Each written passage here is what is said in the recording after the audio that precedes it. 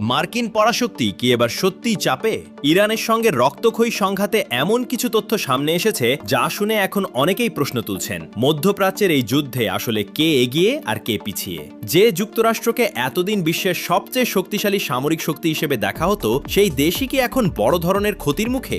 সম্প্রতি মার্কিন সিনেটের এক শুনানিতে উঠে এসেছে চাঞ্চল্যকর সব তথ্য। যুদ্ধবিমান ধ্বংস, বিলিয়ন বিলিয়ন ডলারের ডলারের ক্ষতি আর ওয়াশিংটনের ভিতরে বাড়তে থাকা উদ্বেগ, সব মিলিয়ে নতুন করে উত্তপ্ত হয়ে উঠেছে আন্তর্জাতিক রাজনীতি। আজকের ভিডিওতে আমরা জানবো সেই শুনানিতে ঠিক কি বলা হয়েছে, কেন এই তথ্য নিয়ে এত আলোচনা হচ্ছে আর এর প্রভাব কতটা গভীর হতে পারে। আপনি দেখছেন বিডি নিউজ রাডার। ইরানের সঙ্গে চলমান সংঘাতের জেরে মার্কিন বিমান বাহিনী তাদের ইতিহাসের অন্যতম বড় সামরিক চ্যালেঞ্জের মুখে পড়েছে বলে দাবি উঠছে।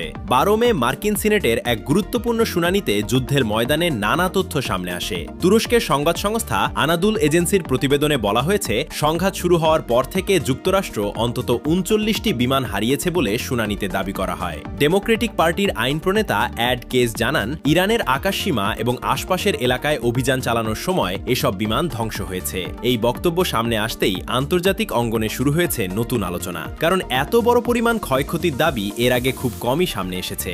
দ্য ওয়ার্ল্ড জোনের তথ্য অনুযায়ী যুক্তরাষ্ট্র এখন পর্যন্ত প্রায় 13,000 ফ্লাইট পরিচালনা করেছে এই সংঘাত ঘিরে। তবে সেই অভিযানের মধ্যেই 39টি বিমান বিধ্বস্ত হওয়ার পাশাপাশি আরও 10টি বিমান মারাত্মকভাবে ক্ষতিগ্রস্ত হয়েছে বলেও দাবি করা হয়েছে। ভাবুন একবার, বিশ্বের সবচেয়ে আধুনিক বিমান বাহিনীর এমন ক্ষতির খবর যদি সত্যি হয়, তাহলে মধ্যপ্রাচ্যের সামরিক বাস্তবতা কতটা বদলে গেছে। ভিডিওটি এখানে পর্যন্ত দেখে থাকলে এখনই কমেন্টে জানান, আপনার মতে এই সংঘাতে সবচেয়ে বেশি চাপে আছে কোন পক্ষ, যুক্তরাষ্ট্র নাকি ইরান? আর আন্তর্জাতিক রাজনীতির এমন গুরুত্বপূর্ণ আপডেট সবার আগে পেতে বিডি নিউজ রাডার সাবস্ক্রাইব করে পাশে থাকুন। ক্ষয়ক্ষতির তালিকায় আরও কিছু বড় দাবি উঠে এসেছে। শুনানিতে বলা হয়েছে, ইরানের আকাশসীমার ভেতরে একটি অত্যাধুনিক F-35 লাইটনিং টু যুদ্ধবিমান আঘাতপ্রাপ্ত হয়েছে। শুধু তাই নয়, একটি বোয়িং E-3 সেন্ট্রি নজরদারি বিমান ধ্বংস হওয়ার দাবিও করা হয়েছে। যদি এই দাবিগুলো সত্য প্রমাণিত হয়, তাহলে এটি শুধু সামরিক ক্ষতি নয়, বরং যুক্তরাষ্ট্রের প্রযুক্তিগত শ্রেষ্ঠত্বের জন্য বড় ধাক্কা হিসেবে দেখা হবে, কারখাক্কা হিসেবে দেখা হবে। কারণ F-35 বিশ্বের অন্যতম উন্নত যুদ্ধবিমান হিসেবে পরিচিত। এমন একটি বিমানের ক্ষতিগ্রস্ত হওয়ার খবর বিশ্বজুড়ে সামরিক বিশ্লেষকদের নজর কেড়েছে। 28 ফেব্রুয়ারি ইসরায়েল ও যুক্তরাষ্ট্রের যৌথ হামলার পর থেকেই পরিস্থিতি দ্রুত উত্তপ্ত হয়ে ওঠে। এরপর থেকেই পাল্টাপাল্টি হামলা বাড়তে থাকে, আর তেহরান তাদের আকাশসীমায় মার্কিন উপস্থিতিকে বড় চ্যালেঞ্জের মুখে ফেলে বলে দাবি করা হচ্ছে। ওয়াশিংটনের ভেতরেও এখন প্রশ্ন উঠতে শুরু করেছে, এত বিশাল সামরিক বাজেট থাকার পরও কেন এই ক্ষতি ঠেকানো যাচ্ছে না? যুক্তরাষ্ট্রের অত্যাধুনিক প্রতিরক্ষা ব্যবস্থা কতটা কার্যকর, সেই প্রশ্নও এখন আলোচনায় উঠে এসেছে। এদিকে যুদ্ধের আর্থিক ব্যয়ও নতুন করে উদ্বেগ বাড়াচ্ছে। পেন্টাগনের প্রধান আর্থিক কর্মকর্তা জে হার্টস জানিয়েছেন, ইরান সংঘাতে এখন পর্যন্ত যুক্তরাষ্ট্রের সরাসরি ব্যয় 29 বিলিয়ন ডলার ছাড়িয়ে গেছে। তবে এই হিসাবের মধ্যে সামরিক ঘাঁটির ক্ষতি বা অতিরিক্ত প্রস্তুতি ব্যয় অন্তর্ভুক্ত নয়, অর্থাৎ বাস্তব খরচ আরও অনেক বেশি হতে পারে বলে ধারণা করা হচ্ছে। নিউ ইয়র্ক টাইমসের এক প্রতিবেদনে বলা হয়েছে, 40 দিনের এই সংঘাতে প্রতিদিন প্রায় $1 বিলিয়ন খরচ হয়েছে যুক্তরাষ্ট্রের। এমন বিশাল ব্যয় এখন মার্কিন প্রশাসনের ওপর বাড়তি চাপ তৈরি করছে।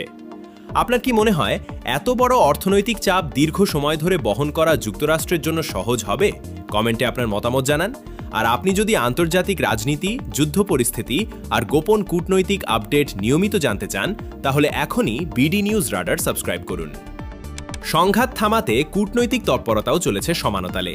পাকিস্তানের মধ্যস্থতায় গত 8 এপ্রিল সাময়িক যুদ্ধবিরতির চেষ্টা করা হলেও দুই দেশের মধ্যে আস্থার সংকট এখনও তীব্র। ইসলামাবাদে অনুষ্ঠিত আলোচনা প্রত্যাশা পূরণ করতে পারেনি বলেই জানা যাচ্ছে। ট্রাম্প প্রশাসন যুদ্ধবিরতির মেয়াদ বাড়ালেও বাস্তবে উত্তেজনা খুব একটা কমেনি। বিশেষ করে হরমুজ প্রণালী ঘিরে অচলাবস্থা এখনও বড় উদ্বেগের কারণ হয়ে আছে, কারণ বিশ্বের জ্বালানি সরবরাহের জন্য এই প্রণালী অত্যন্ত গুরুত্বপূর্ণ।